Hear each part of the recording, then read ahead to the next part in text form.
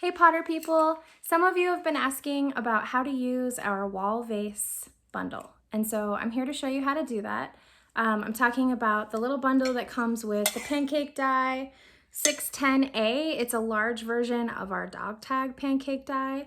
And then it comes with this little silhouette die that's numbered 317, and so they come together as a set.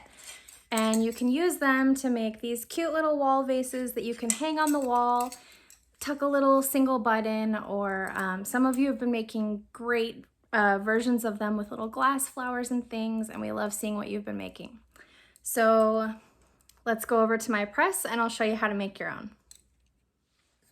Okay, so the first thing you're gonna do is use the Pancake Die to cut some sheet metal, and this will end up being your back plate. So you want to make sure that you're using sheet metal that is 22, I would say no thinner than 20. So 20 to 18 gauge, those gauges would be perfect. You want to also make sure that your metal is hard so that you've work hardened it in some way. You can roll it through the rolling mill or hammer texture it or something like that. So, and also you'll notice that I have 5 spacers in my press. It's healthiest for you and your press to make sure that you're using spacers so that you're not overextending the ram. And because this is all I'm sticking in the press, just a Pancake Die and my sheet metal, that hardly takes up any room in here. So I have as many spacers as possible in here to take up that space so I'm not overextending my ram. And then I have, this is my upper platen. Some of you with the newer presses, your upper platen is bolted on, but this is the same thing. Okay, so I'm sticking my metal in my Pancake Die, and then I'm going to center it in my press.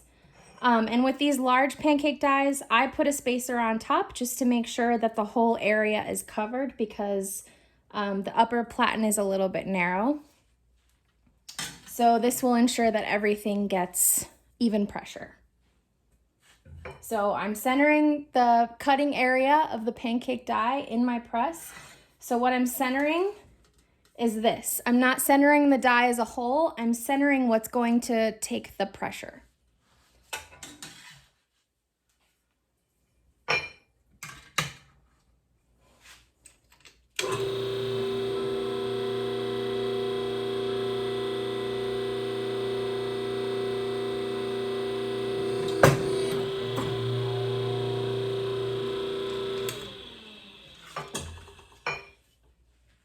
So as soon as I heard it cut, I released the pressure.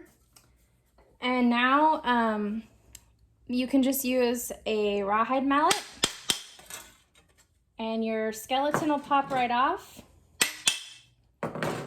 and your part will pop right out. So this is what's gonna end up being my back plate. And all I have to do on this is cut off my tab.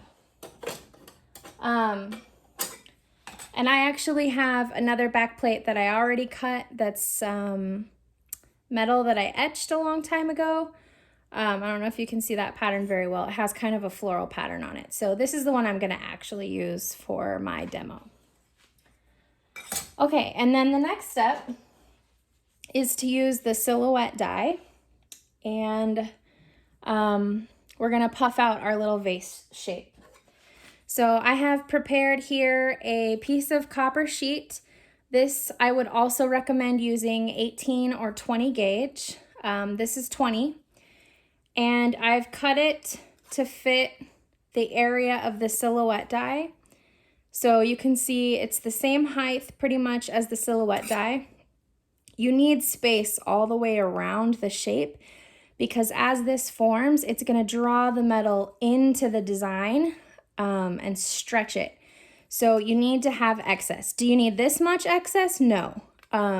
It can be a little bit smaller than this, but you want to make sure you have a really good border, at least 1/4 of an inch all the way around the silhouette shape.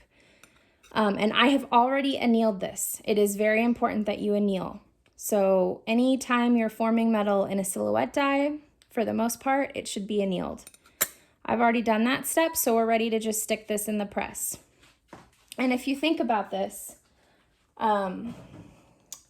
with silhouette dies, you're using urethane to push the metal into the form. So the urethane, and it can be, you know, urethane comes in different colors. This is like a 95 durometer pad. This black one that I first showed is a little bit softer. I'm not sure what durometer this is. It might be as low as like 70. You can use either one. It doesn't matter. The softer the urethane, so the lower the number, the lower the durometer, the more it's going to stretch your metal and faster. And so it'll form it faster, but it will also, you'll risk tearing more because it's pushing the metal so far, so fast. So, you know, think about that and just try different things and see what works best for you. I'm going to go ahead and use this one. So I need to make sure that my copper is in between my silhouette and my urethane. So your stack should be a sandwich. It doesn't matter what's on top or what's on bottom. I usually put the urethane on bottom so I can see what's going on. But what matters is that your copper is between the urethane and the silhouette. And if you have a contained urethane pot, you can use that as well. So I'm just making sure that when I'm placing this on here, I'm just making sure that I'm lining it up so that the top aligns with the top of the silhouette die, and the piece of copper is centered underneath this. And then I'm going to stick that in the press and we can go ahead and form it. So I'm making sure that the silhouette die is centered under my platen here.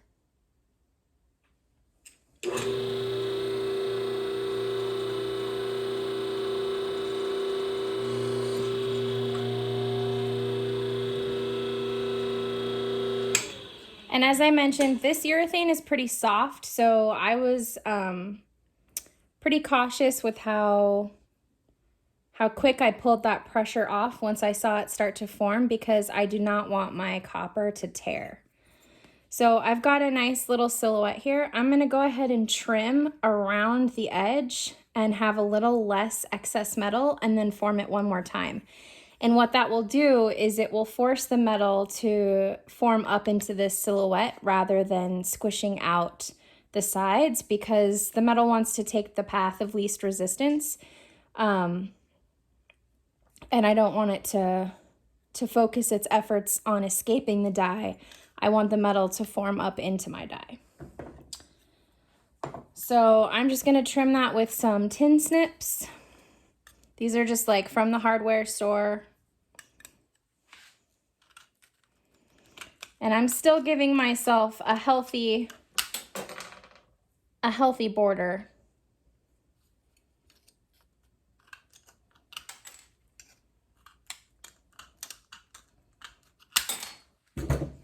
Okay, so I'm ready to just put this back in.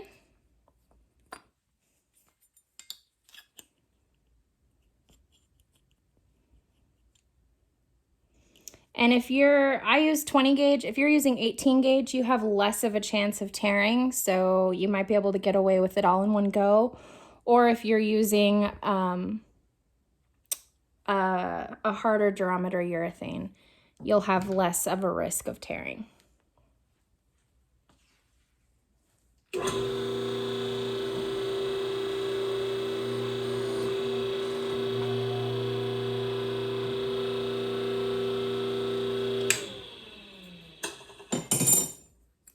Okay, I have my cute little vase and I have my back plate. So now my next step is to go ahead and trim this outer edge, trim off the tab, and then I will be able to solder the two together. So let's go ahead and do that. So I'm just cutting off this tab.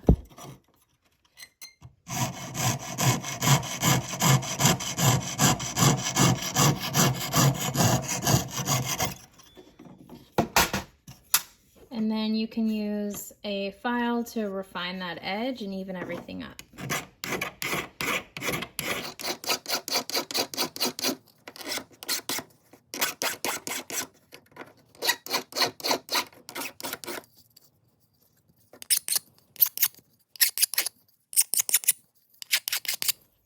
I'll do the rest of the cleanup on this off camera, so you don't have to sit here and watch that. But you can kind of see the floral pattern. It's just been sitting around in my studio for a while, so the metal's kind of oxidized. All right, and now we are going to trim the vase. And you can trim it to the edge, or you can leave a lip. I'm gonna leave a small lip.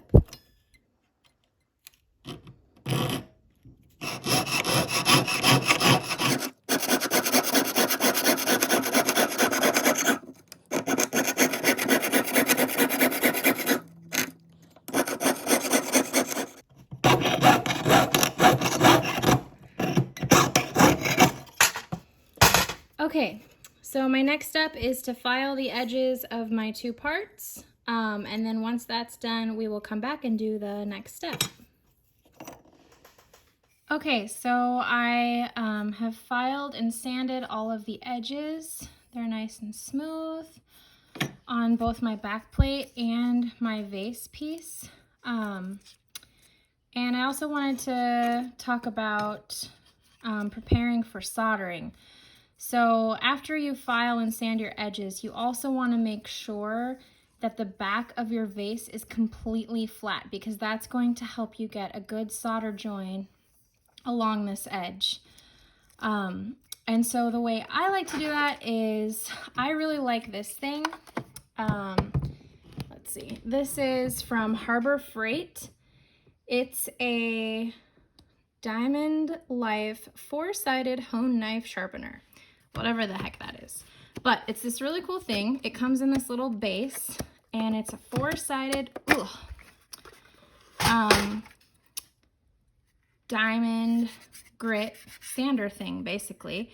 And each of the sides is a different grit.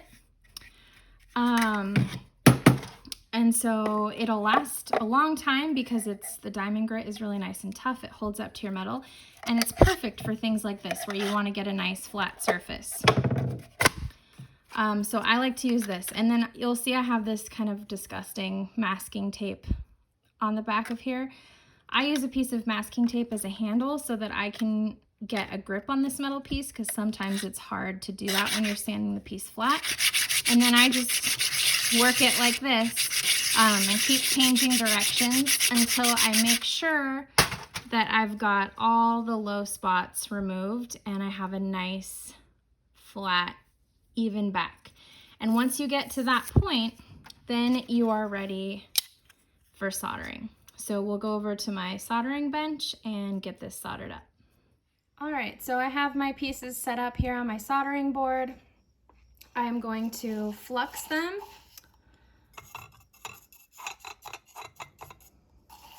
My flux is kind of watery and grainy.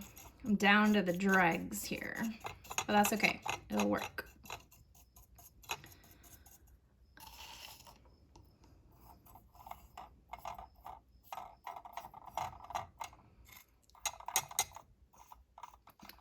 So I've fluxed them both. I'm actually gonna put this piece on here and heat them up together. And then once they get warm, I'll take this one back off. And I have a little pile of solder chips here. They're super small.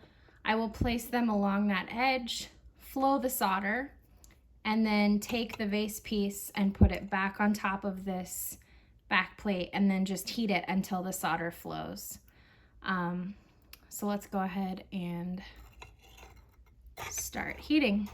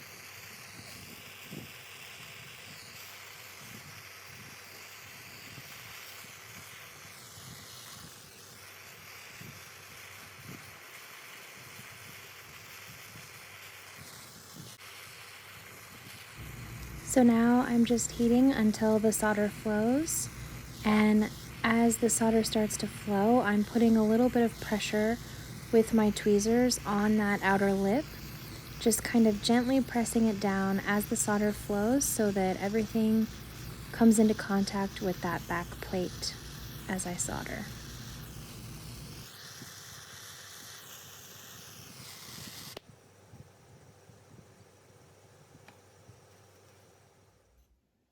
Okay, so I just pulled this out of my pickle, and I got a nice solder seam along the edge. It didn't solder flat on any of those recessed areas where I etched, but you know, that's to be understood that it wouldn't, because they're lower than the surface of the rest of the metal. I'm not trying to make anything watertight or anything here, so it's just fine. It's not going anywhere. I've got a nice clean seam, and now I'm ready to drill holes or do whatever I'm gonna do to hang it. You could drill holes and do a little wire, or you could solder a wire, whatever you want to do, and then finish it up and patina it, and you're all done. I'm also going to show you a couple examples of how you can turn some of our other dies into a wall vase, not this particular bundle, so let's look at those, and then that'll be it for today. Okay, so I just wanted to show you two other wall vases I made with some of our other dies. So this one, it's just a cute little wall pocket vase that you can hang on the wall. I cut a little keyhole slot in the back, and I just made this with our oval dish former set. So these are purchased separately, but there's a Pancake Die 1509 and a silhouette die that matches the shape of the Pancake Die.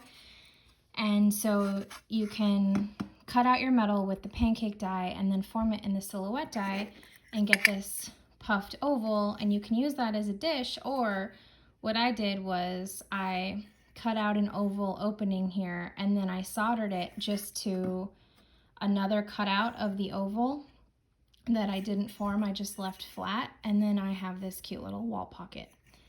So that's that one.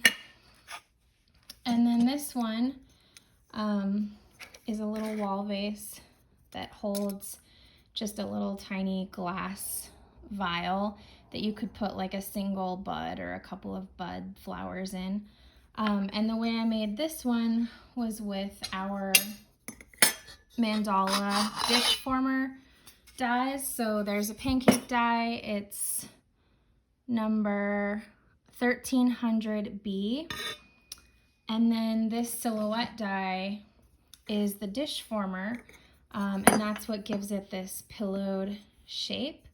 And so all I did was cut out the mandala with the Pancake Die, form it with the dish former with the silhouette die, and then I cut out this shape. It kind of looks like a wrench, but it doesn't have to be this shape. It could be anything. So I drew an oval on the back, and then within that oval, I kind of made this little piece that I could pull forward and have just hold the upper rim of that glass vial.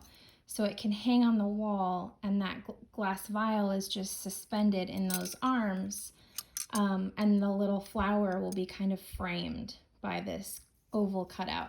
And the way this hangs on the wall is, you know, you just hammer a nail into the wall and the nail sits right here. I didn't attach or cut out any other hanging device. So just get creative with it and have fun. And that's it for the wall vases. Thanks.